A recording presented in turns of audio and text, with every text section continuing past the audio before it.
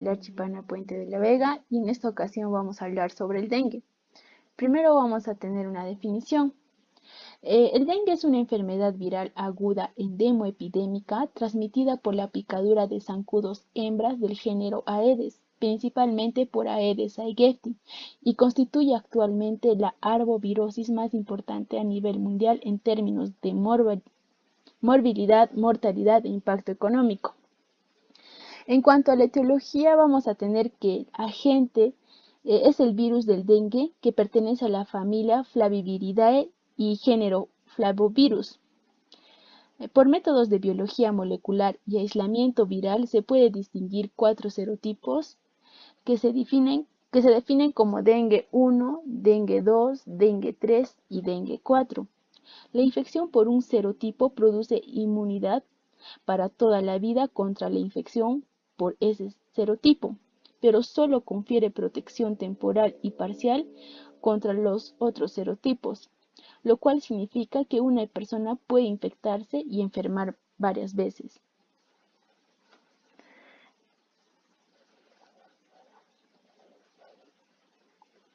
El virus está constituido por partículas esferas de 40 a 50 nanómetros de diámetro, que constan de proteínas estructurales de la envoltura, membrana y cápside, así como un genoma de ácido ribonucleico y además otras proteínas no estructurales, que son las no proteínas 1, 2A, 2B, 3, 4A, 4B y 5.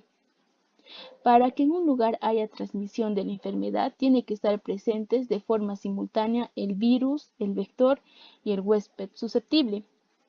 En cuanto a los serotipos, vamos a tener que los virus del dengue han sido agrupados en 4 serotipos: el dengue 1, el dengue 2, el dengue 3 y el dengue 4, como ya estaba mencionada anteriormente. Cada serotipo crea inmunidad específica a largo plazo contra el mismo serotipo, que son los llamados los anticuerpos homólogos, así como una inmunidad cruzada de corto plazo contra los otros 3 serotipos, que son los llamados los anticuerpos heterólogos, lo cual puede durar varios meses. Los 4 serotipos son capaces de producir infección asintomática, enfermedad febril y cuadros severos que pueden conducir hasta la muerte, dada la variación genética en cada uno de los 4 serotipos. Algunas variantes genéticas pueden ser más virulentas o tener mayor potencial epidémico, como por ejemplo los serotipos 2 y 3 están asociados a un mayor número de formas graves y de funciones. La transmisión es el mecanismo principal de transmisión. Ocurre a través de la picadura del zancudo infectado. Estos zancudos pueden picar durante todo el día, preferentemente por la mañana temprano o al inicio de la noche. En el periodo de incubación vamos a tener un periodo de incubación intrínseco o endógeno, que es el periodo de tiempo que transcurre desde que un zancudo infectante pica a la persona susceptible hasta el inicio de los síntomas. Tiene una duración de 3 a 14 días y en promedio es de 5 a 7 días. Todos los grupos humanos, sin disfunción de color, raza y sexo, pueden igualmente ser afectados por dengue dependiendo de la exposición al vector. En el periodo de incubación extrínseco o exógeno es el periodo de tiempo que transcurre desde que un zancudo no infectado pica a la persona en fase virémica hasta que el virus alcanza las glándulas salivales del zancudo y se torna infectante. El zancudo se torna infectante de 8 a 12 días y en promedio son los 10 días. El promedio de transmisibilidad desde el día anterior hasta el final del periodo febril, que es la etapa virémica, que dura en promedio 5 días, un paciente puede infectar al zancudo y posteriormente el zancudo se torna infectante en promedio de 10 días después y así continúa durante toda su vida, que es 45 días. Puede, sin embargo, ocurrir una transmisión mecánica cuando se interrumpe la alimentación y el zancudo se alimenta de inmediato de un huésped susceptible cercano. Para hablar de la fisiopatología, La patogénesis está vinculada a la respuesta inmune del huésped, desencadenada por la infección con el virus del dengue. La infección primaria es generalmente de naturaleza benigna. Sin embargo, la infección secundaria con un serotipo diferente o infecciones múltiples con diferentes serotipos pueden producir una infección severa. La infección del hombre por un serotipo produce inmunidad homóloga de por vida, mientras que la inmunidad heteróloga a otros serotipos es por un periodo menor de 6 meses. Las células presentadoras de antígeno, la respuesta inmune humoral y la respuesta inmune mediada por células están implicadas en la patogénesis del dengue. Cuando el virus es introducido en la piel, la primera célula diana es la célula dendrítica, presente en la epidermis, principalmente las células de Langerhans, que se activan y presentan al virus al linfocito T. De igual manera, los virus que invadieron la sangre son identificados por los monocitos y las células endoteliales, que también cumplen la función presentadora. Los primeros linfocitos en activarse son los linfocitos CD4 y posteriormente los CD8 con liberación de citoquinas. Hay una mayor concentración de citoquinas tales como el interferón gamma, el factor de necrosis tumoral y la interleuquina 10, y la alteración en el sistema del complemento mediado por la proteína no estructural 1.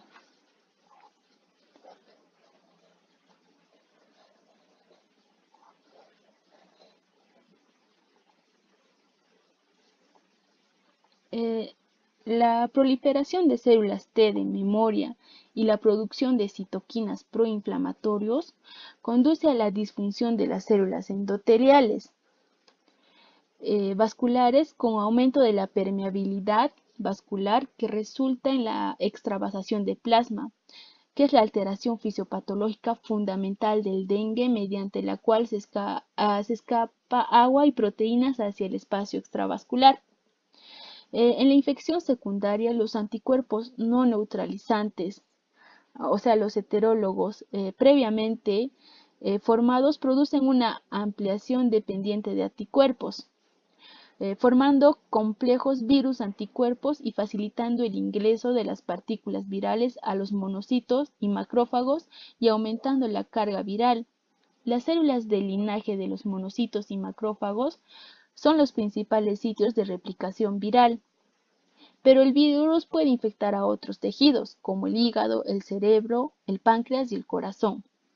La extravasación de plasma es frecuente en pacientes con dengue con signo de alarma y dengue grave, y asocia aumento del hematocrito, hipoalbuminemia y el desarrollo de derrames pleurales o ascitis. También puede presentarse sangrados de etiología multifocal como consecuencia del choque persistente, trastornos de coagulación y trombocitopenia grave.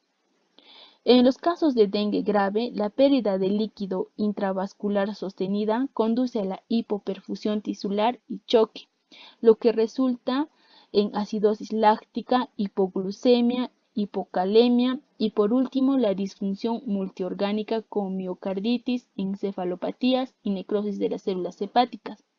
Esta disfunción también puede ser resultado del daño viral directo e inflamación asociada. Con respecto a los aspectos epidemiológicos, el dengue es un evento de interés de salud pública y por lo tanto es de notificación obligatoria. Esa debe realizarse según los lineamientos e instrumentos del Sistema de Vigilancia Epidemiológica Nacional, teniendo en cuenta las definiciones de casos vigentes de acuerdo a la normativa actual. En el Perú, la vigilancia epidemiológica en dengue se sustenta en las definiciones de caso. Definiciones de caso: vamos a tener un caso probable de dengue o un caso sin signos de alarma.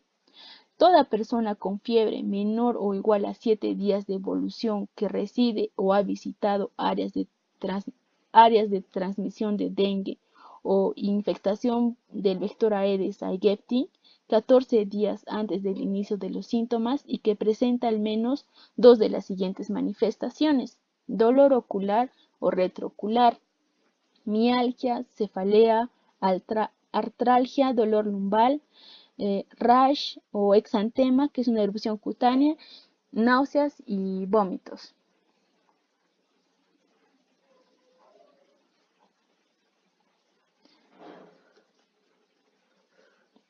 En un caso de dengue con signos de alarma, es un caso probable de dengue sin signos de alarma que presenta uno o más de las siguientes manifestaciones: dolor abdominal intenso y continuo, dolor torácico o disnea, derrame seroso al examen clínico o por estudio de imágenes, como puede ser ascitis, derrame pleural o derrame pericárdico, vómitos persistentes, disminución brusca de temperatura o hipotermia, sangrado de mucosas como una gingivorrea, epistaxis, disminución de la diuresis y disminución del volumen urinario, decaimiento excesivo o lipotimia, estado mental alterado, puede haber somnolencia, inquietud, irritabilidad, convulsión y Glasgow menor de 15.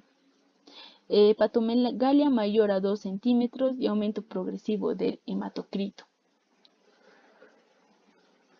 En cuanto al caso de dengue grave, es todo caso probable de dengue con o sin síntomas de alarma que presenta por lo menos uno de los siguientes signos: signo o signos de choque hipovolémico, sangrado grave según criterio clínico, síndrome de dificultad respiratoria por extravasación importante del plasma y compromiso grave de órganos, como puede haber una encefalitis, una hepatitis y una miocarditis.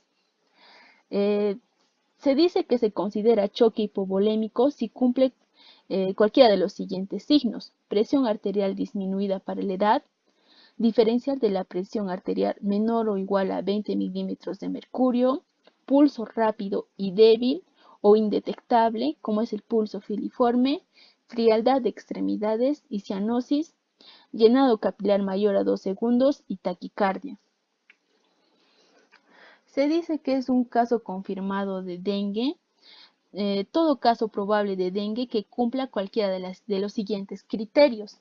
Va a haber un resultado positivo a una de las o más de las siguientes pruebas de laboratorio: un aislamiento viral por cultivo celular, un QRT-PCR, una prueba de ELISA antígeno 1, detección de anticuerpos de inmunoglobulina M para dengue en una sola muestra mediante ELISA para zonas endémicas a dengue, evidencia de cero conversión en inmunoglobulina M en muestras pareadas. La segunda muestra deberá ser tomada después de los 14 días del inicio de los síntomas para zonas donde no hay transmisión del dengue. Estos casos deben tener una investigación epidemiológica. Las pruebas del QRT-PCR solo se procesan a pacientes en fase aguda o con 1 o 2 días de tiempo de enfermedad, y también una confirmación por nexo epidemiológico. Solo en situaciones de brote donde se ha comprobado la circulación del virus. Todo caso probable que no dispone de una muestra para diagnóstico de laboratorio y que reside cerca ha tenido contacto con una o más personas que tienen o han tenido la enfermedad. Los casos de dengue con síntomas de alarma y dengue grave deben contar con ficha epidemiológica y muestra de laboratorio. Un caso descartado de dengue es a todo caso probable de dengue que cumple alguno de los siguientes criterios: resultado negativo de QRT-PCR en una sola muestra con tiempo de enfermedad menor o igual a 5 días. Resultado negativo de inmunoglobulina M en una sola muestra con tiempo de enfermedad mayor o igual a 10 días. Resultado negativo de inmunoglobulina M en muestras pareadas. La segunda muestra deberá ser tomada después de los 14 días del inicio de síntomas. Un caso probable sin muestra y sin nexo epidemiológico. Identificación por laboratorio de otro agente causal. Para considerar el resultado de las pruebas de diagnóstico es importante el tiempo de enfermedad. Se recomienda realizar diagnóstico diferencial con otras arbovirosis, como puede ser el Zika, el chikungunya y otros. Factores de riesgo asociados. Vamos a tener factores medioambientales. En el país actualmente las condiciones para la transmisión de virus dengue son óptimas, por cuanto el vector Aedes aegypti se encuentran ampliamente distribuidos en 385 distritos y 20 departamentos donde habitan 18.434.597 habitantes. Las condiciones ambientales como el clima tropical, que se asocia a altas temperaturas, periodos de lluvia y alta humedad, favorecen el ciclo biológico del zancudo. Al disminuir el número de días necesarios para que el huevo se convierta en adulto. Asimismo, es importante mencionar que los índices de infestación larvaria de Aedes aegypti igual o mayor al 2% son suficientes para producir transmisión con características epidémicas. En este sentido, una persona infectada en periodo febril, o sea en la fase de viremia, y que se desplaza es un potencial diseminador del virus por la presencia del vector ampliamente distribuido. También vamos a tener los estilos de vida. Las conductas inadecuadas de la población para la conservación y almacenamiento de los recipientes de agua, como el tapado y la limpieza inadecuados, y la eliminación de residuos sólidos son algunos de los factores que aumentan el riesgo de propagación de la enfermedad. Además, una resistencia a las medidas de control vectorial, desconocimiento de los síntomas de la enfermedad y una elevada tasa de migración poblacional son también factores que contribuyen a la presencia y diseminación de los casos de dengue. En cuanto a los factores hereditarios, no se han descrito factores hereditarios que incrementen el riesgo de infección por dengue.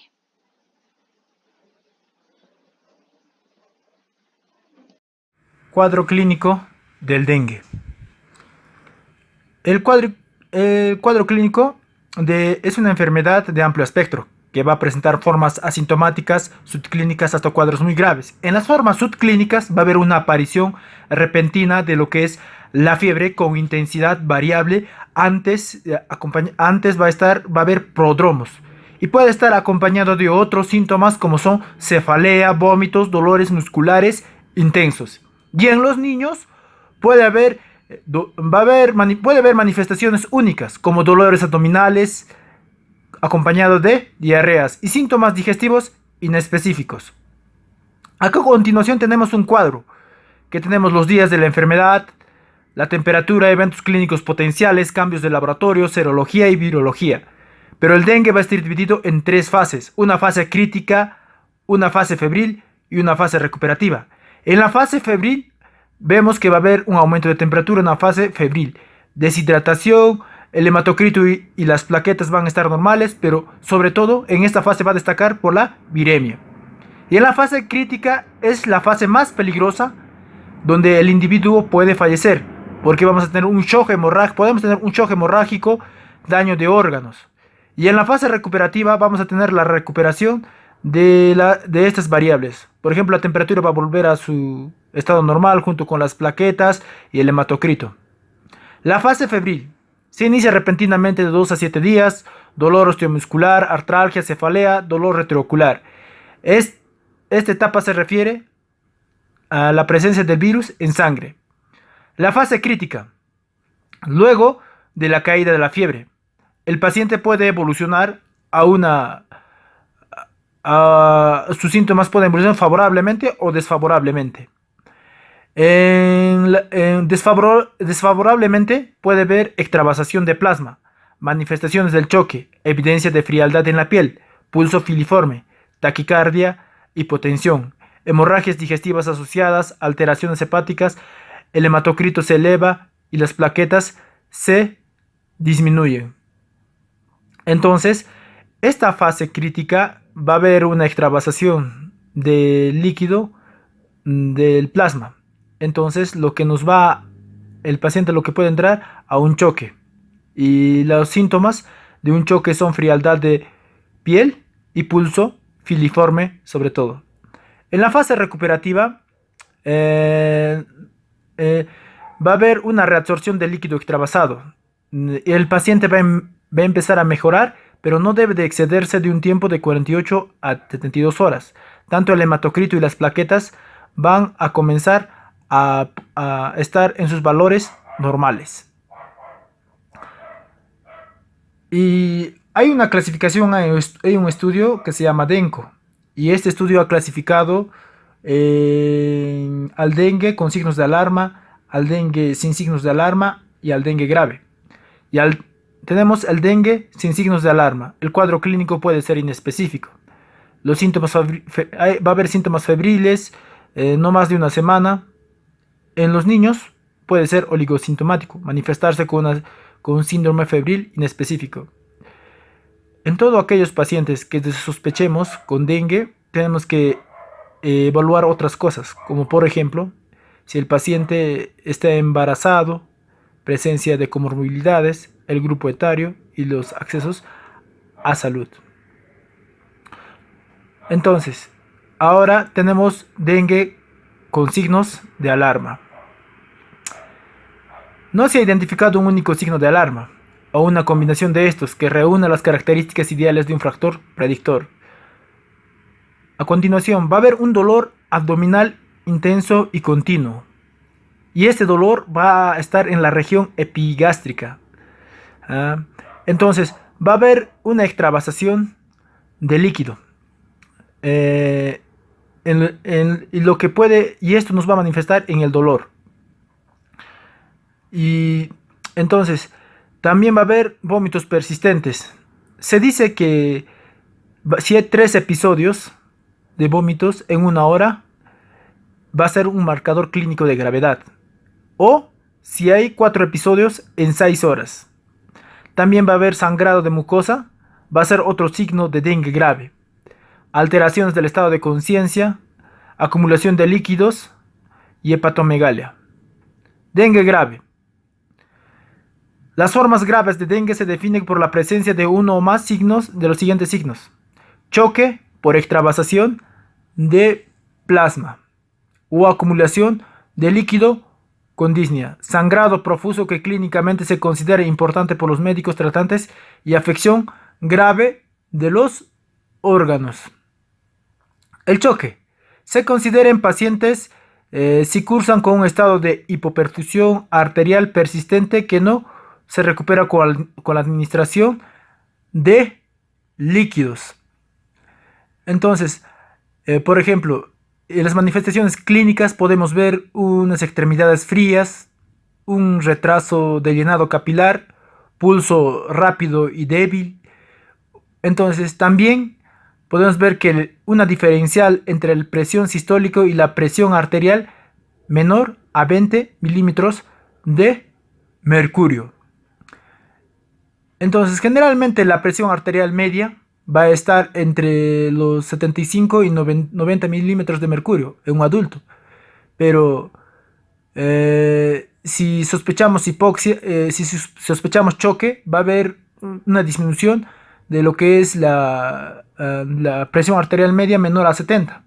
Entonces puede haber una hipoxia. Entonces tenemos que sospechar que puede haber ya daño de órganos.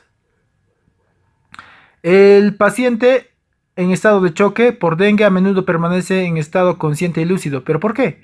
Porque la presión diastólica es la que permanece inalterable, pero la que desciende más es la presión sistólica.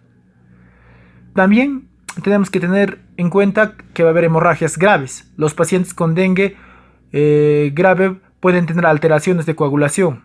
Hemorragias en esta fase se presentan principalmente en el aparato digestivo.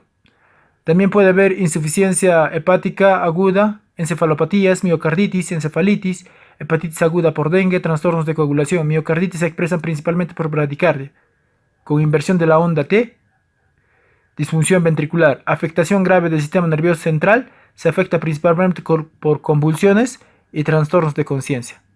Continuando con lo que es la exposición de dengue, vamos a ver que con respecto a su diagnóstico, este es predominantemente clínico. pero también se debe tomar en cuenta el antecedente epidemiológico que presenta el paciente, que consiste en que éste haya estado los últimos 14 días en una zona de transmisión activa del dengue o que se haya encontrado en una zona infestada por el vector Aedes aegypti, el cual es responsable de transmitir al agente causante de la enfermedad.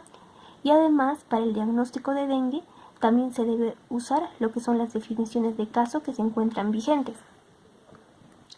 Es importante tener en cuenta el diagnóstico diferencial de esta enfermedad, debido a que el dengue es una enfermedad pleomórfica, cuyo cuadro clínico puede asemejarse a lo que vienen a ser otro tipo de enfermedades.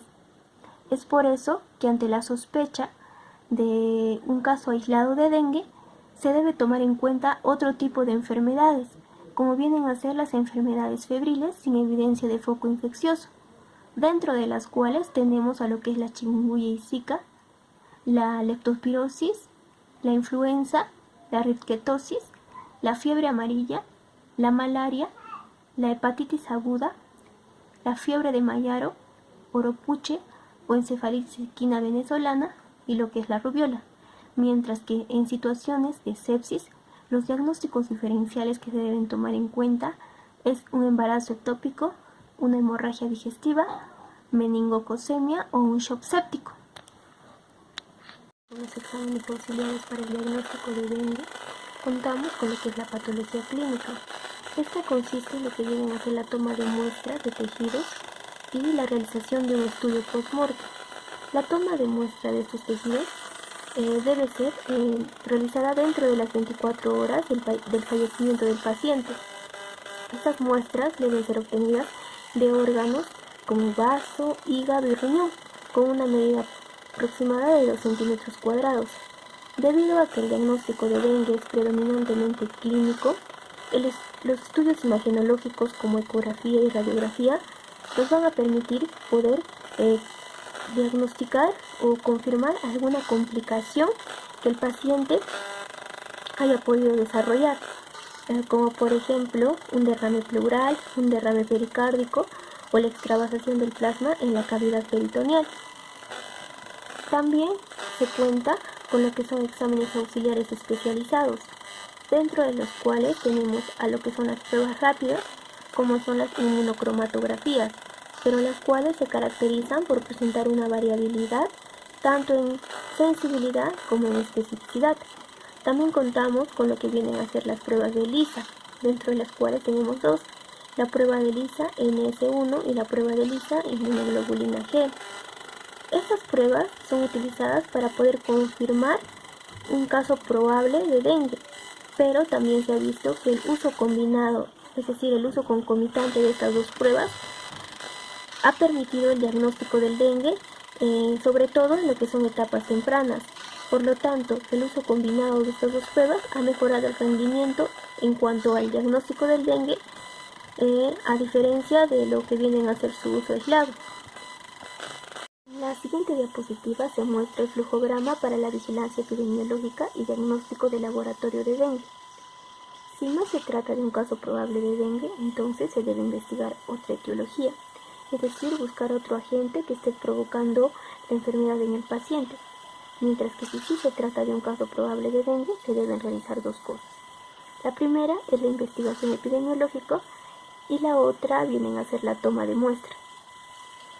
Con respecto a lo que es la investigación epidemiológica, esta debe estar basada en datos epidemiológicos, de salud ambiental y de laboratorio.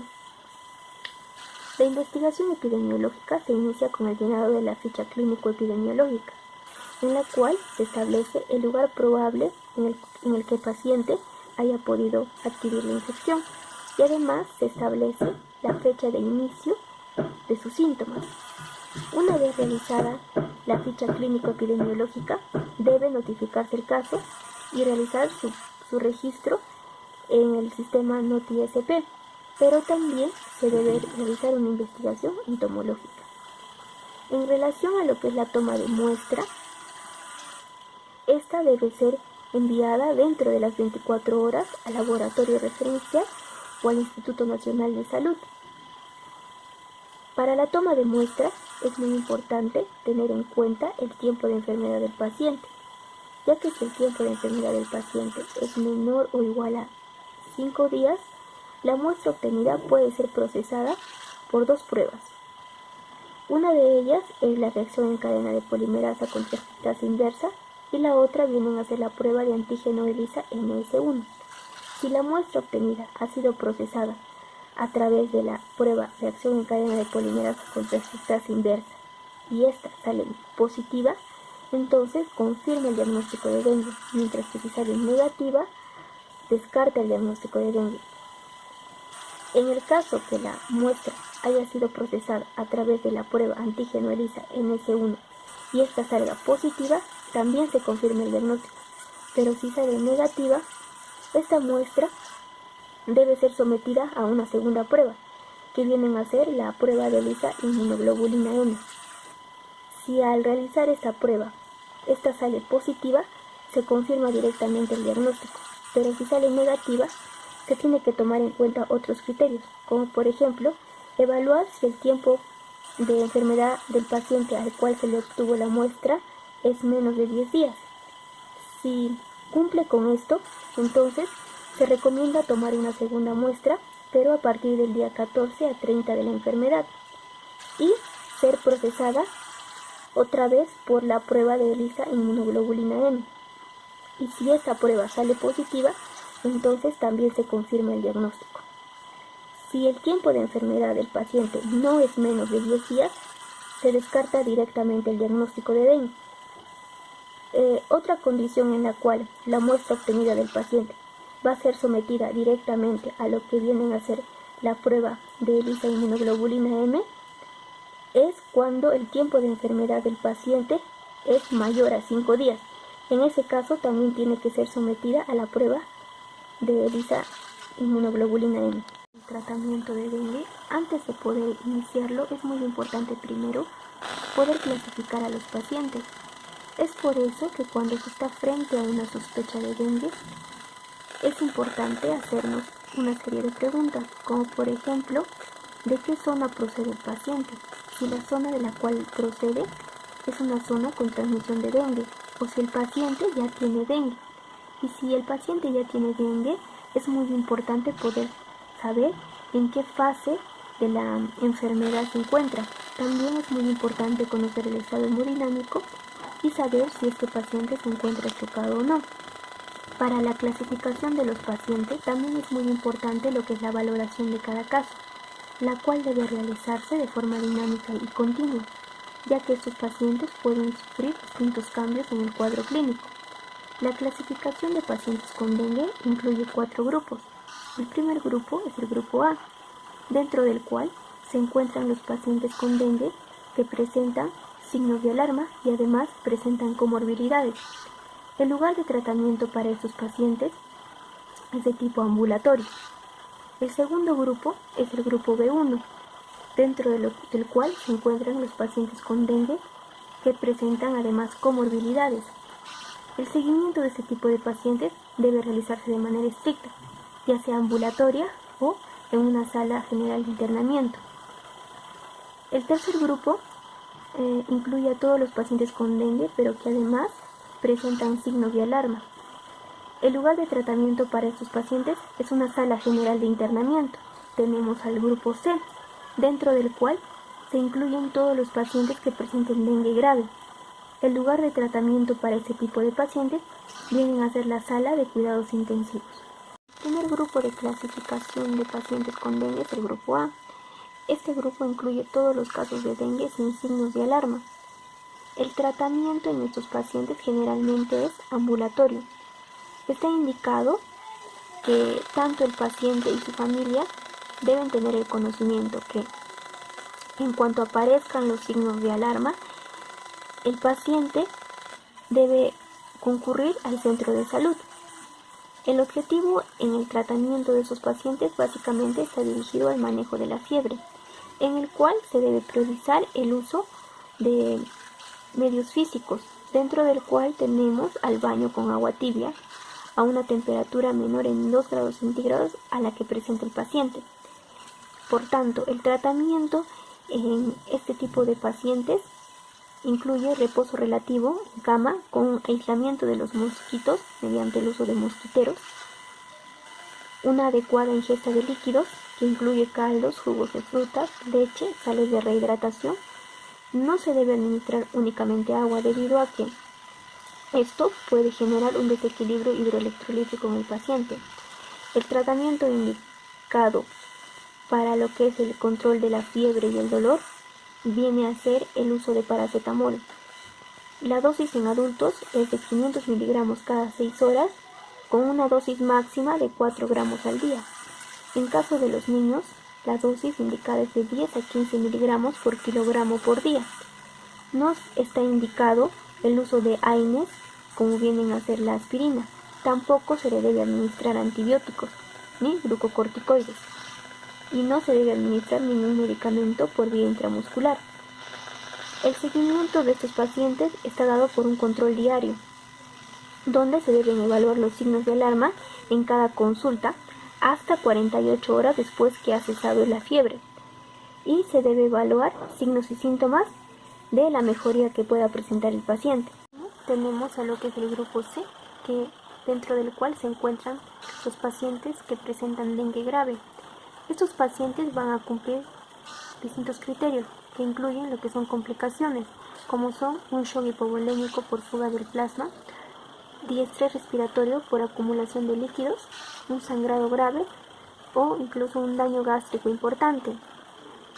Estos pacientes requieren internamiento, sobre todo en lo que vienen a ser las unidades de cuidados intensivos.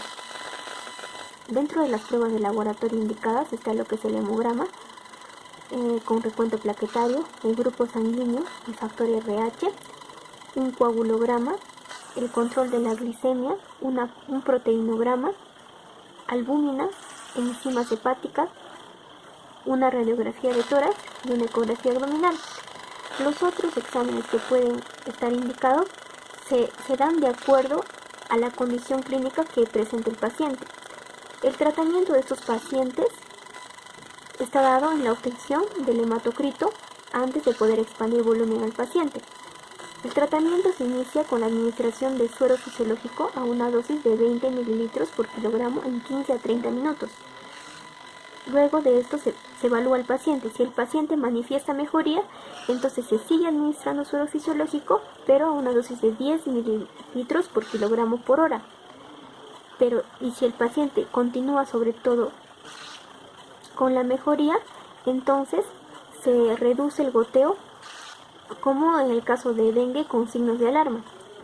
Pero si el paciente no presenta mejoría y su hematocrito sigue elevado, entonces está indicado repetir el procedimiento de expansión de volumen en una dosis de 20 mililitros por kilogramo durante 15 a 30 minutos.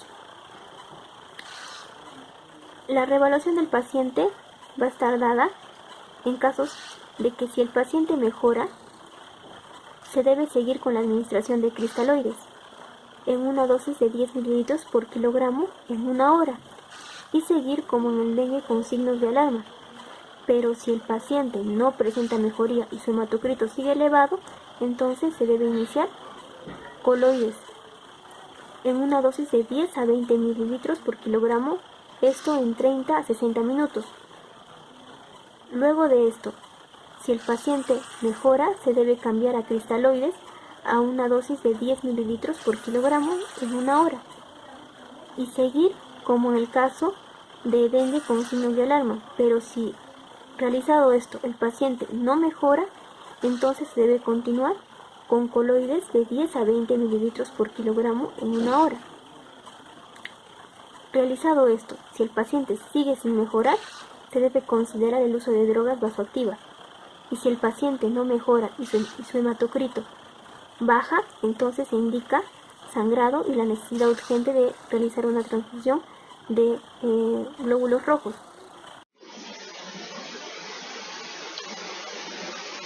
En el dengue con signos de alarma, el objetivo es prevenir el choque. En el manejo, no es esencial tener el hematocrito o plaqueta antes de hidratar al paciente. La ausencia de exámenes de laboratorio, ejemplo hematocrito, o la demora en disponer de resultados, no debe ser un motivo de retraso en el inicio de la reposición de volumen en pacientes clínicamente hipovolémicos o con signos de hipoperfusión. Los pacientes requieren ser mantenidos en observación en un centro de salud. Si toleran vía oral y no presentan signos de hipoperfusión o choque, se sugiere iniciar la hidratación por vía oral, manteniendo una vía endovenosa permeable. Iniciar la hidratación endovenosa en aquellos pacientes que presenten vómitos persistentes y o no toleren a la ingesta oral de fluidos o tengan signos clínicos de hipoperfusión, como frialdad distal, prolongación de llenado capilar, hipotensión ortostática, taquicardia, reducción del flujo urinario, disminución de la presión arterial media. Administrar únicamente soluciones isotónicas tales como solución salina al 0,9% o lactato de Ringer, iniciando a razón de 10 mililitros por kilogramo en una hora. Y se debe usar los cristaloides como primera opción. Debe haber un monitoreo de los signos vitales. Al reevaluar al paciente, si persisten los signos de alarma, se debe repetir la carga de hidratación una o dos veces más.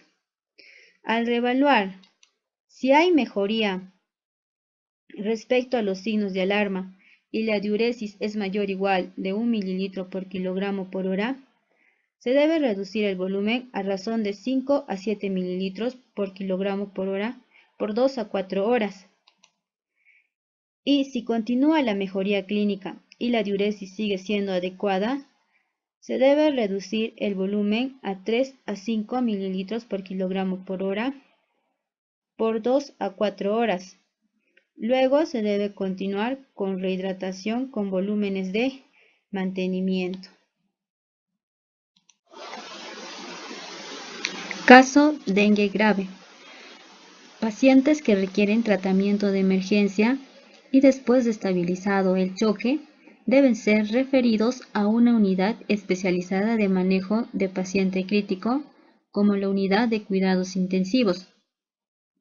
En el manejo, hidratación con soluciones cristaloides por vía endovenosa y el tratamiento del choque. Iniciar rehidratación endovenosa con cristaloides a una razón de 20 mililitros por kilogramo en 15 a 30 minutos. Observar evolución del paciente. Si desaparecen los signos de choque, disminuir el volumen de líquido a 10 mililitros por kilogramo por hora por 1 a 2 horas. Si la evolución clínica es satisfactoria, disminuir el volumen de hidratación a razón de 5 a 7 mililitros por kilogramo por hora durante 4 a 6 horas. En adelante, mantener hidratación de acuerdo al estado del paciente.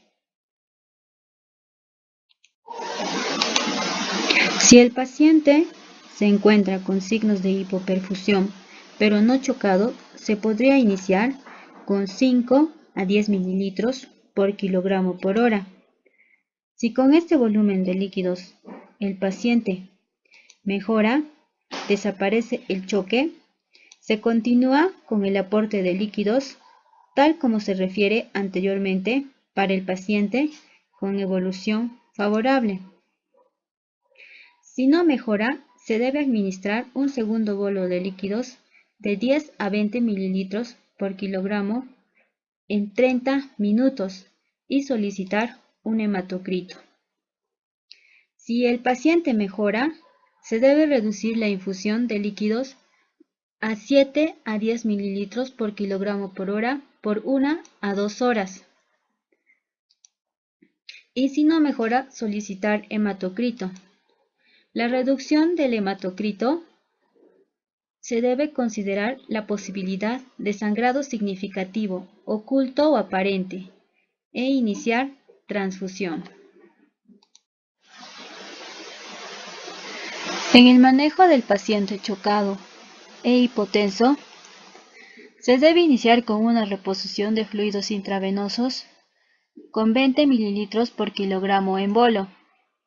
Si con este volumen de líquidos el paciente mejora, desaparece el choque, se continúa el aporte de líquidos tal como se refiere anteriormente para el paciente con evolución favorable. Si el paciente no mejora, se debe administrar un segundo bolo de líquidos de 10 a 20 ml por kilogramo en media a 1 hora y solicitar hematocrito. Si el paciente mejora, se continúa con el aporte de líquidos como se refiere anteriormente. Si luego de haber administrado 2 bolos de hidratación endovenosa, el paciente continúa inestable, se debe administrar un tercer bolo de líquidos de 10 a 20 ml por kilogramo en 1 hora y solicitar hematocrito. Y si el paciente mejora, se continúa con el aporte de líquidos como se refiere anteriormente.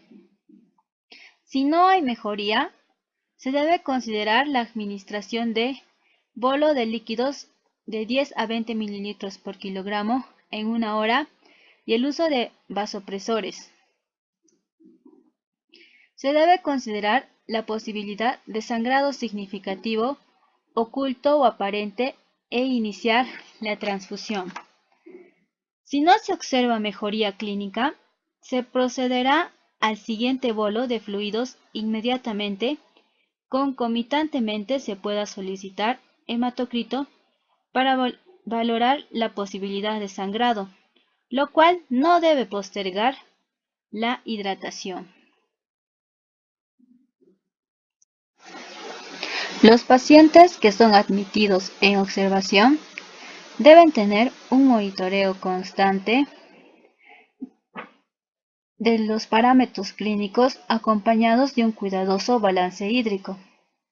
La presión arterial media y la frecuencia cardíaca son los principales parámetros clínicos y se deben evaluar tan frecuentemente como sea necesario.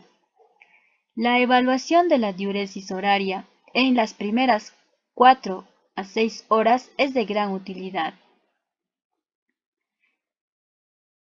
Al fin de evaluar la adecuada respuesta a la hidratación con volumen, recomendamos evaluar los siguientes parámetros clínicos: la estabilidad de la presión arterial media, mejoría de la presión de pulso, reducción de la taquicardia, sobre todo en niños, reducción de la taquipnea, mejoría del gasto urinario, incremento del calor de extremidades, reducción del llenado capilar menor a 2 segundos.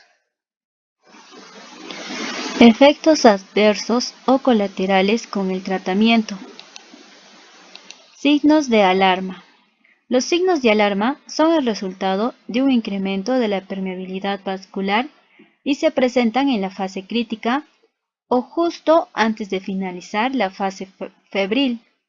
Estos pacientes deben hospitalizarse para el adecuado manejo y monitoreo.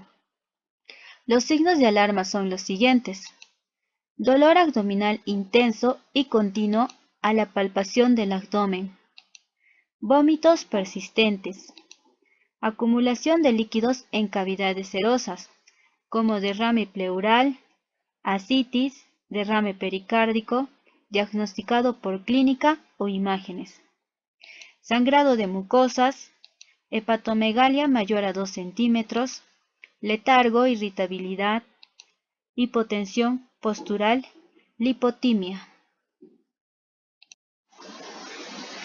Criterios de alta. Se debe evaluar los siguientes parámetros para decidir el alta en todo paciente que ha sido hospitalizado. Afebril por 48 horas. Mejoría del estado general. Tolerar vía oral. Ausencia de disnea o insuficiencia respiratoria. Gasto urinario adecuado. Resolución de episodios de sangrado y disfunción de órganos.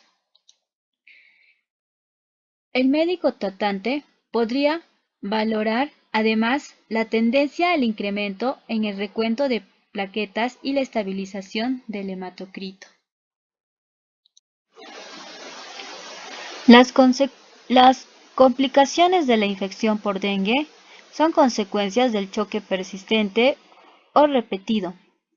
Las principales complicaciones son las hemorragias masivas, generalmente del tracto gastrointestinal, compromiso de órgano blanco, produciendo insuficiencia renal, insuficiencia hepática, encefalitis o encefalopatía, coagulación intravascular diseminada, infecciones sobreagregadas, miocarditis con disminución de la fracción de eyección, predisponiendo así a la sobrecarga de volumen, edema pulmonar no cardiogénico.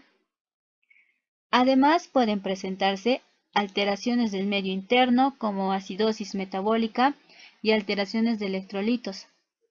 Y finalmente, disfunción orgánica múltiple y muerte. Estas complicaciones deberán ser manejadas según protocolos específicos. También debe recordarse que prevenir el choque o tratarlo precoz y efectivamente significa prevenir las complicaciones del dengue y evitar la muerte.